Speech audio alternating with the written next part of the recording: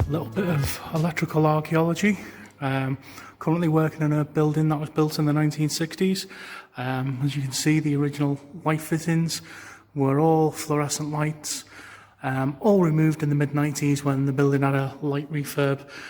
They took all the old lights out, adapted them by putting click fit connectors on, and then ripped out all the old lights and put in a suspended ceiling and fitted all new stuff. A few amendments over the years, like data cables and things like that.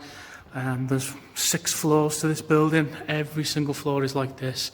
Every single room in this building had fluorescent lights fitted. Every single one had been removed.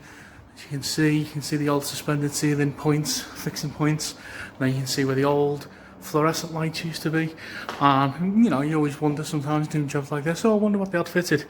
And lo and behold, somebody really messed up on the original refurb in the mid-90s, because there's a lone survivor that was buried under a suspended ceiling.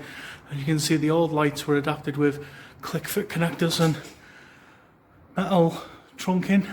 And this one is the only one in the whole building. There's at least 70 to 100 light fittings per floor on 5 to 6 floors, including the basements. And this is the only one that was left behind. It's still wired up, so it must have still worked, because they used the old electrics in the mid-90s refurb, but obviously no tube fitted and a suspended ceiling covering up. Here's the anchor point for the suspended ceiling. Single tube.